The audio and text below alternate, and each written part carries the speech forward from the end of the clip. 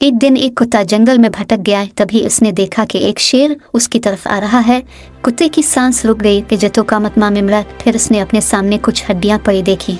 वो आते हुए शेर की तरफ पीट करके बैठ गया और एक सूखी हड्डी को चूसने लगा और जोर जोर से बोलने लगा, और आज तो काम तमाम मेरा। वाह, शेर को खाने का मजा ही कुछ और है। एक और मिल जाए तो पूरी दावत हो जाए। ये कुत्ता तो मुझे शिकार करने का सोच रहा है। दरख्त पर बैठा एक बंदर ये सब तमाशा देख रहा था। उसने सोचा ये अच्छा मौका है, शेर को पूरी कहानी बता देता हूँ। शेर से दोस्ती भी हो जाएगी और इससे जिंदगी भर के लिए जान का खतरा भी दूर हो जाएगा। वो फटाफट शेर के पीछे भागा। कुत्ते ने बंदर को जाते हुए देख लिया और समझ गया कि कोई गड़बड़ है। ये मौका अच्छा है, शेर को पूरी कहानी बता देता हूँ। शेर भाई, आपको पता है कुत्ते ने आपको कैसे बेवकूफ़ बनाया? मैं आपकी मदद करने आया हूँ।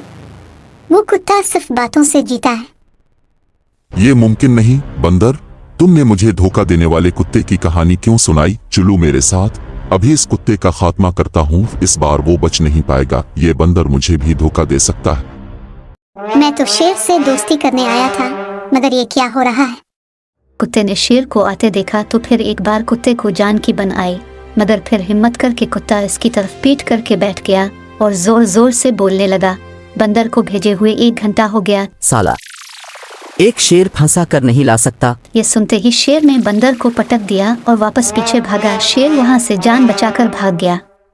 हमें इस कहानी से ये सबक मिलता है, सबक मुश्किल वक्त में दिमाग का इस्तेमाल जरूरी होता है, वरना जान से हाथ धोना पड़ेगा।